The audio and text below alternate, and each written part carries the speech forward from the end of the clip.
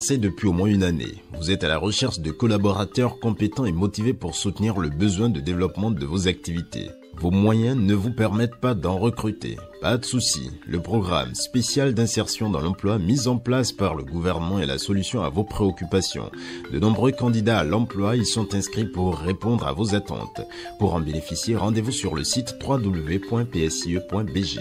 Remplissez les champs dédiés aux entreprises et soutenez vos demandes. Elles seront traitées. Vous serez informé du résultat par mail sur votre compte utilisateur PSIE que vous êtes invité à consulter régulièrement.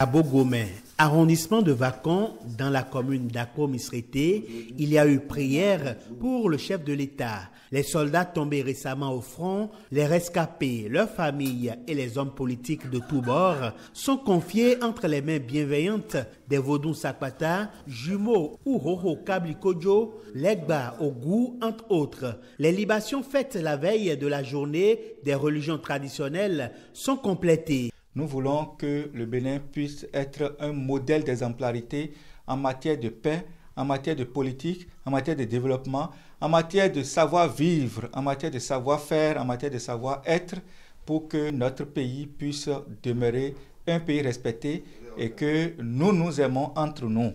Parce que le vaudou, c'est l'amour.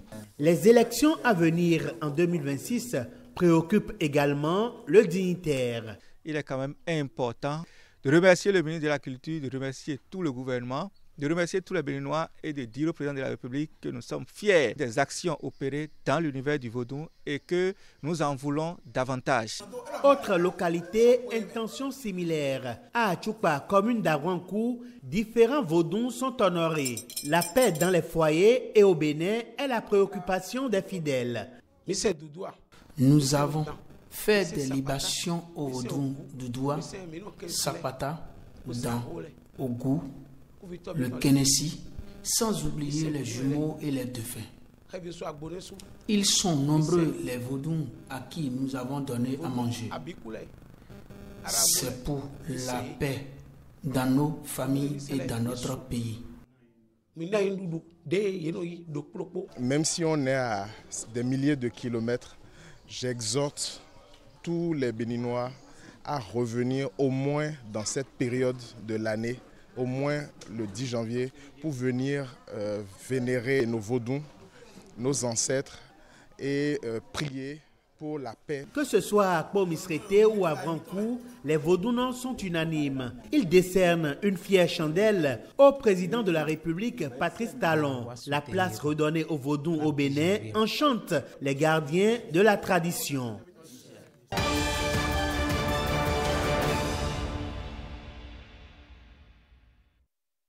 À 1000 lieues de Ouida, ville historique du Vaudou, Parakou est une cité riche en tradition et en culture. Les fidèles de ces différents vaudous mettent en lumière leurs croyances à travers incantations, sacrifices et prières. Ici là maintenant, c'est ça qu'on appelle Wourou.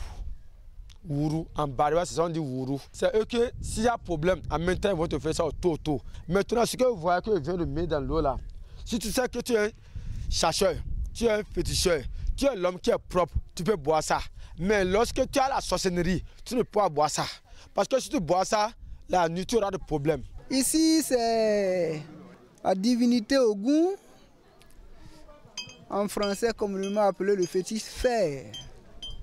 Si nous voulons maintenant faire une alliance, on ne peut jamais le faire sans le fétiche Ogou.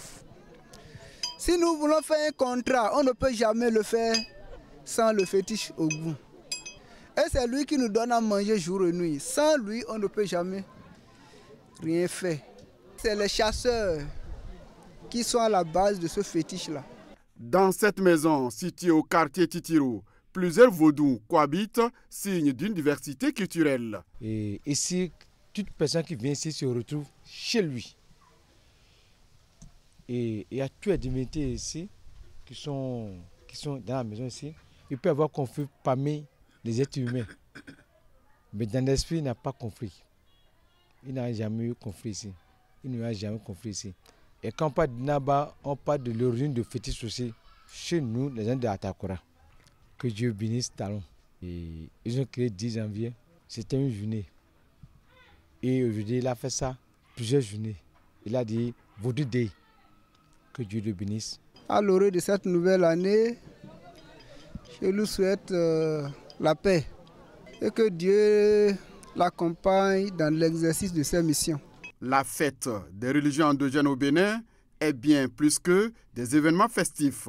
Elle incarne la transmission d'un patrimoine culturel immatériel et contribue à l'unité nationale.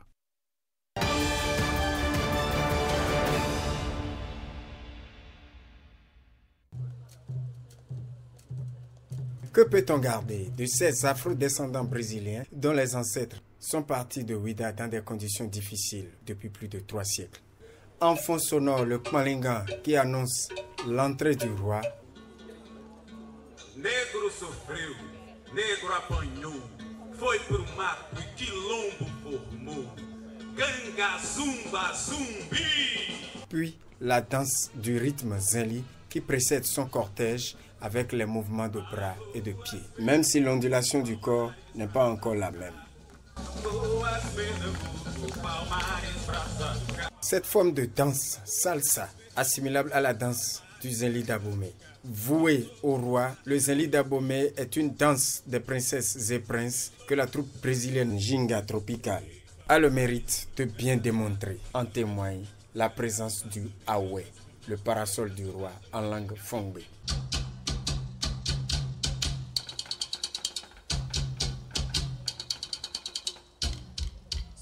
Et voici le kaka présent dans la capoeira, ce qui montre bien le mélange avec une danse de la côte du Mozambique.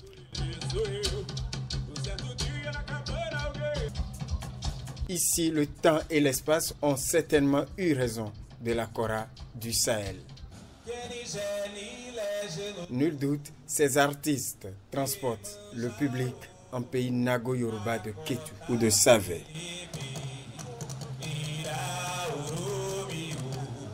Et que dire du pays Idacha avec les mots Obereoma pour certainement dire Mbereona en langue Idacha, Mikanhwebio, ce qui signifie allégeance et hommage à Baba Orisha, Dieu le Père, Orisha Ore, Dieu amour, Orisha Oshe, Dieu merci, Oshun, la lune, Oshumare, Aïdo Hwedo au Bénin et à Haïti, pour désigner cette entité qui gouverne l'arc-en-ciel.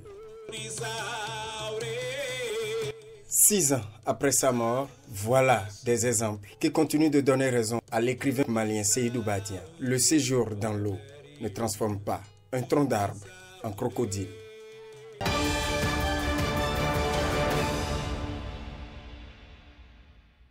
Un nouveau souffle vient d'être donné aux liaisons aériennes.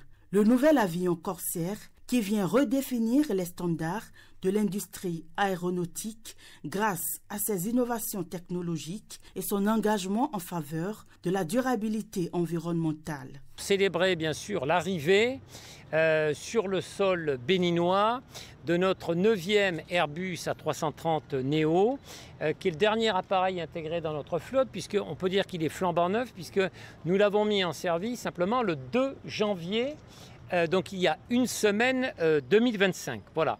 Et donc désormais, il est important de souligner que Cotonou sera desservi exclusivement par cet appareil et donc par un appareil de dernière génération. Les émissions de CO2, donc de carbone, sont réduites de 25%. Et la réduction des nuisances sonores, je disais qu'on a une cabine particulièrement silencieuse, de 60%. La cérémonie d'inauguration s'est déroulée en présence de certains aspects de l'aéronautique. Pour célébrer l'arrivée de cet événement, nous proposons un tarif promotionnel, parce qu'évidemment, il n'y a pas que du confort, il y a également les tarifs, je l'ai dit, c'est très important, de 409 999, sauf aller-retour au départ de Cotonou en classe économique, incluant un bagage en soude, puisqu'on sait, comme le ministre du Tourisme, de la Culture et des Arts le rappelait, c'est important pour notre clientèle, évidemment, de pouvoir voyager avec des bagages. 343, vous avez dont 20 sièges en classe affaires et 21 sièges en classe premium. Et voilà, avec une configuration 1-2-1 en classe affaires pour un maximum de confort, évidemment, voilà, pour nos passagers. Ce nouvel appareil répond aux défis de l'aviation moderne et se distingue par son confort exceptionnel avec des capacités techniques impressionnantes. Notre présence veut marquer la reconnaissance et la satisfaction que nous avons de l'effort que Corsair fait pour se mettre également à la hauteur de l'ambition que nous avons pour la destination de Cotonou. Tout le monde a remarqué que l'aéroport de Cotonou est en travaux de modernisation et d'extension depuis bientôt 2 ans. Nous allons boucler cette année et je considère ce Airbus 330 Neo qui vient d'arriver comme une reconnaissance également des efforts que nous faisons ici et de la nécessité pour vous d'en faire également. Ce nouvel avion ouvre la voie à une nouvelle ère de voyage aérien plus respectueux de l'environnement.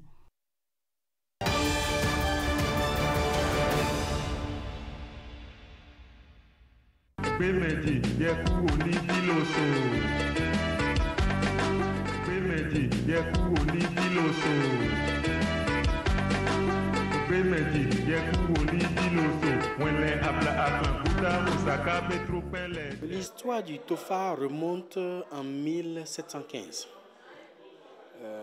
Mais avant ça, il faut reconnaître que sous le règne du jeune et nouveau roi Dosso Agadia, la dynastie était plongée dans une sécheresse qui avait duré 3 ans, de 1711 à 1715. Cela a entraîné une insurrection. Et l'insurrection avait obligé le roi Dosso Agadia à rentrer dans les maquis. Il s'est réfugié à Kanantota. Et tous les moyens spirituels en vigueur à l'époque dans la dynastie ont échoué, n'ont pas pu ramener la pluie. Et il a demandé à son fils, à Vissou, d'aller vers le royaume d'Oyo pour chercher des forces occultes susceptibles de pacifier la dynastie et de ramener la pluie. Et c'est comme ça que Vissou est parti à Oyo, au niveau du royaume d'Oyo, et a ramené le ministre d'orientation et du culte du roi d'Oyo à l'époque qu'on appelait Adebeolo.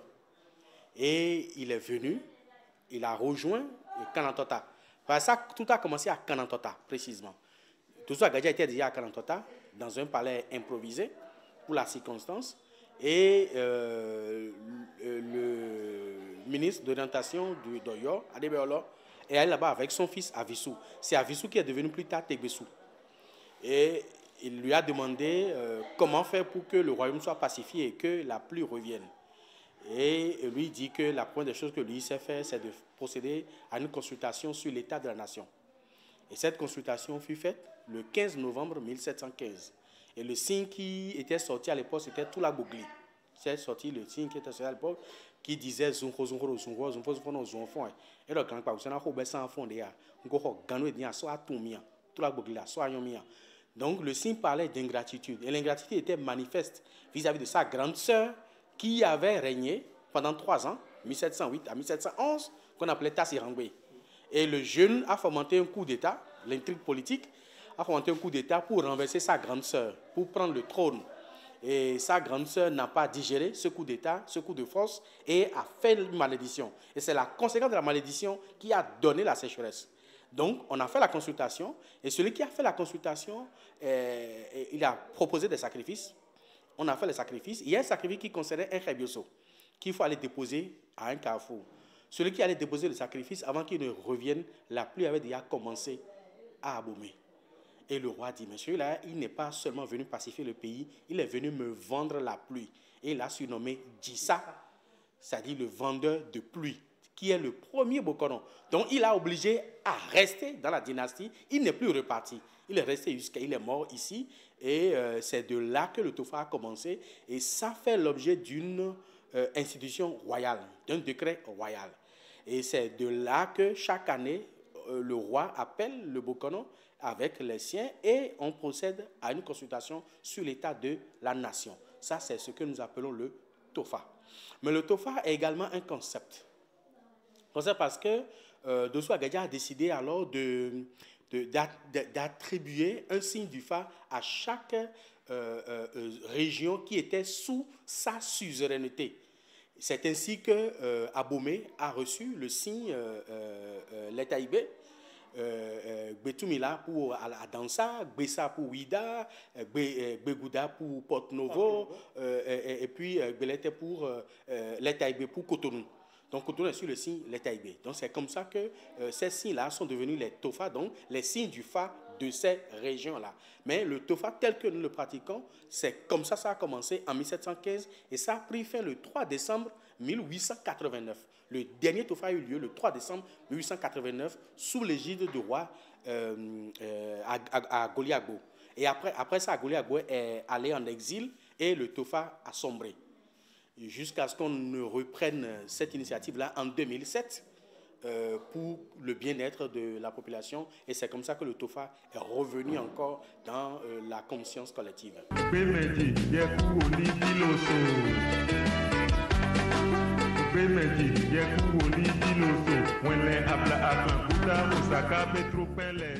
To, qui veut dire simplement le pays, et le Fa qui veut dire le Fa, en quelque sorte, la consultation, donc la consultation du pays, donc la consultation nationale. Le TOFA est un peu différent parce que ça requiert des rituels en amont.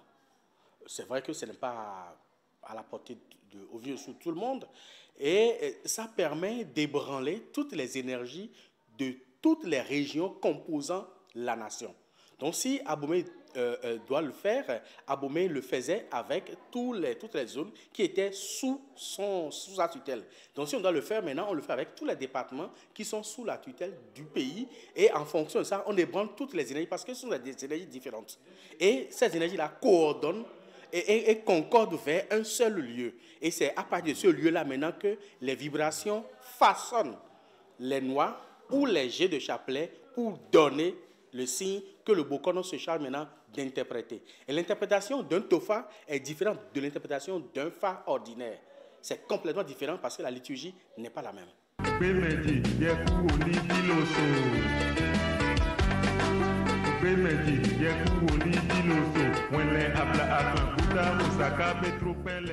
Il y a deux possibilités.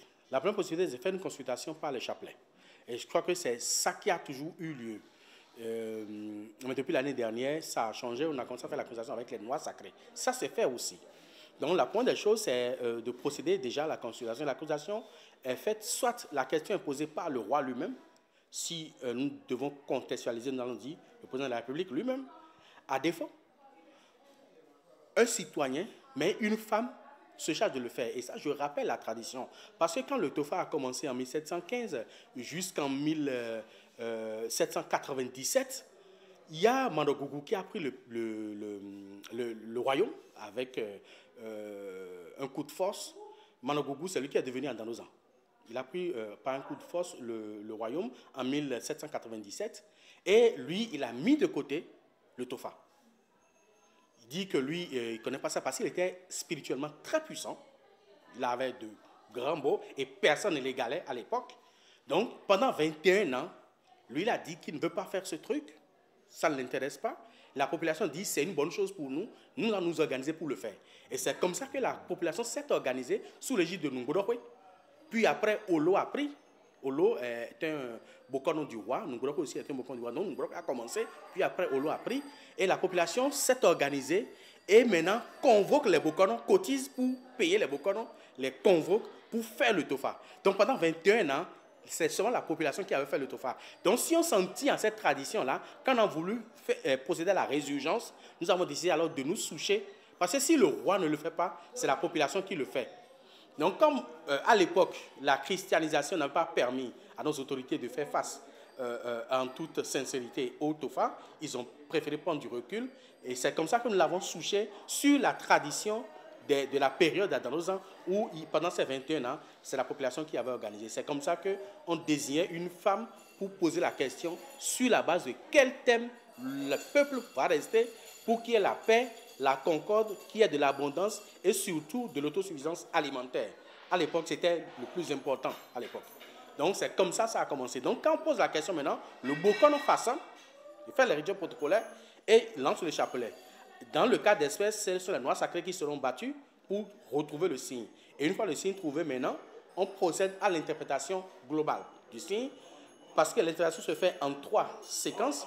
Il y a ce qui concerne la population, ce qui concerne les dirigeants, et ce qui concerne le volet économique, social et tout ce qui va avec. Donc, on va faire ces différentes interprétations-là, donc que ce soit politique, économique et sociale. On fait ces différentes interprétations et après ça, maintenant, on fait ce qu'on appelle Aovivo. Aovivo, ce sont les sacrifices expiatoires d'urgence qu'on fait sur n'importe quel tofa. Et ce n'est qu'après ça, maintenant, que les Bokono se réunissent et chaque Bokono propose les adras. Donc, les voici ça que lui connaît sur le signe. L'autre aussi dit ça, c'est ce que moi je connais. L'autre aussi dit c'est ce que moi je connais. Et on réunit toute l'intelligentsia pour procéder à une exécution sacrificielle commune. Donc chacun apporte ce qu'il sait, il pose son diagnostic et apporte son médicament et on applique à la population pour le bien-être de chacun de tous.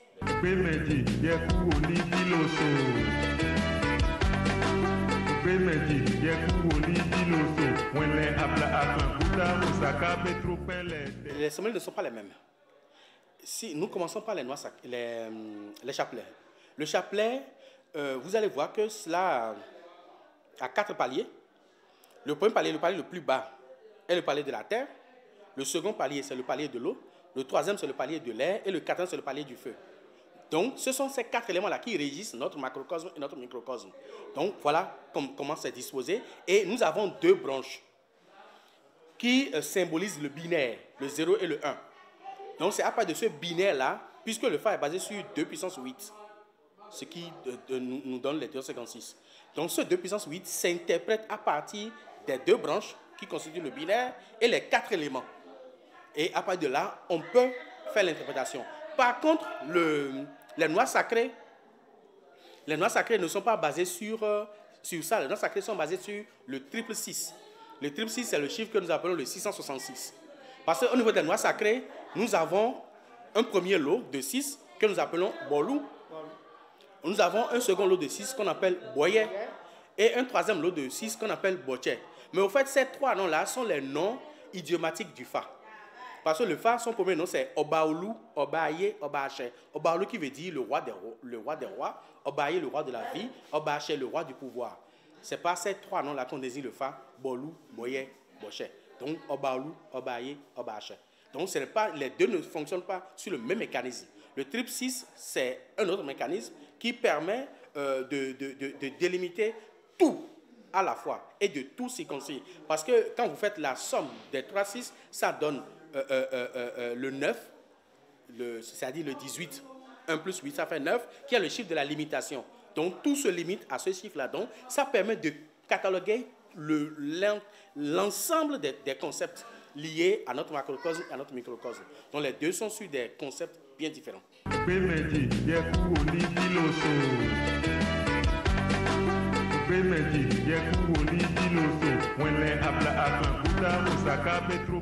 Le Fa est basé sur la vibroturgie. La vibroturgie, c'est la science qui nous permet d'étudier les vibrations.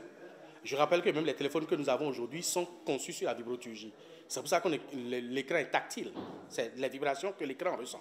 Donc, le Fa est basé sur la vibroturgie. Donc, le Fa lit les vibrations du moment.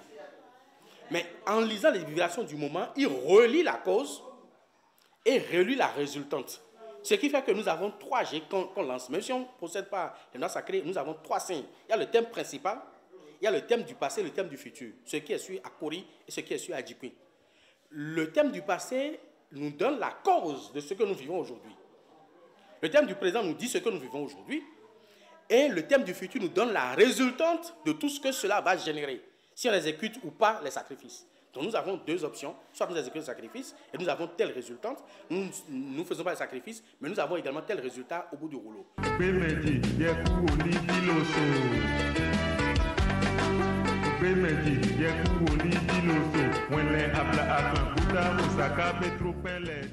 Mais c'est normal, parce que vous savez, aucune science ne fait l'unanimité sur la planète. Chacun est libre, compte tenu de ce qu'il constate, de ce qu'il voit. Chacun est libre d'interpréter à sa manière. On ne peut pas leur en vouloir pour ça. Mais le problème que nous fustigeons, c'est l'acculturation, au fait. Nous sommes acculturés. Nous sommes dessouchés, nous sommes déracinés. Nous avons honte de ce que nous sommes, au fait. Parce que le FA, c'est ce que nous sommes, au fait, en réalité. C'est ce que nous sommes. Mais on pense qu'en singeant la civilisation occidentale, on montre aux autres qu'on est civilisé, qu'on est, en quelque sorte, qu'on est mature. Ça ne veut rien dire. Parce que même les nouvelles technologies que nous avons, l'ancêtre de l'informatique, c'est le FA. C'est le binaire. L'informatique est basée sur le binaire, vous savez très bien. Et même dans un passé très récent, WhatsApp utilise par exemple l'algorithme du FA. Les 256, c'est pour ça qu'à l'époque, avant, on avait que la possibilité d'avoir 256 personnes dans un groupe. C'était l'algorithme du FA. Mais ils ont dépassé ça. Mais ils ont commencé par là d'abord. Donc, c'est parce qu'on n'arrive pas à comprendre le mécanisme, le fonctionnement de ces arcanes-là qu'on lui attribue peut-être beaucoup de choses qui ne cadrent pas avec la réalité. Mais il faut comprendre que les choses ont commencé par changer. Parce que si le FA est enseigné dans les grandes universités à travers le monde, ça veut dire qu'il y a une vérité à l'intérieur. Même jusqu'en Russie, à l'université de Moscou, le FA est enseigné. Ils ont un département entier dédié au FA. Ça veut dire qu'il y a une vérité derrière cette science-là. Maintenant, d'aucuns sceptiques, c'est leur rôle, c'est leur opinion, mais cela ne veut pas dire qu'en ignorant quelque chose, que la chose n'existe pas. C'est parce qu'on ignore la vérité par rapport au FA que le FA n'existe pas. Il existe et il est véridique. Le FA, c'est la vie. Je vais vous faire une petite histoire par rapport au microcosme que nous sommes. Quand une femme, ce que dit est scientifique, quand une femme tombe enceinte, l'ovulation met 4 jours d'errance à l'intérieur de l'utérus de la femme, avant de développer des membranes pour se fixer sur la paroi utérine de la femme. Et à partir du 5e jour, il amorce un processus de gestation de 28 jours x 9. Quand nous faisons 28 jours x 9, nous obtenons 252 jours. Plus les 4 jours d'errance, ça fait 256 jours qui correspond exactement aux 256 signes du FA. Le FA, c'est la vie.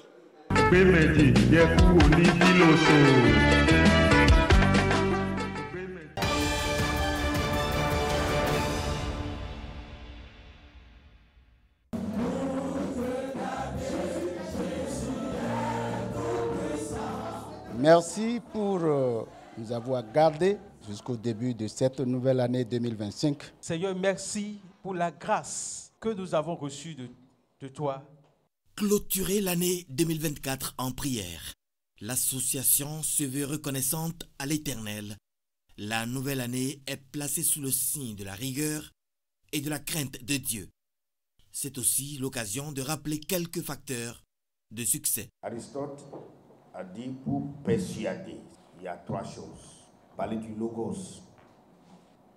Ésaïe, 500 ans avant la naissance de notre Seigneur Jésus-Christ, a dit que la connaissance est un trésor qui sauve.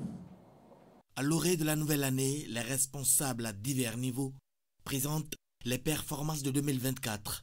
Une année globalement positive, d'où la nécessité de maintenir le cap. La stratégie que nous avons mise en place, on ne va pas s'arrêter sur ça, mais on va poursuivre, on va renforcer cela. Les normes universelles de la gestion de la performance sociale et environnementale sont un manuel complet de bonnes pratiques qui couvre 7 dimensions. Il y a les innovations que nous avons commencé à faire, surtout par rapport aux services digitaux. Et je voudrais aussi exhorter les collaborateurs à vraiment travailler ces produits et services sur le terrain.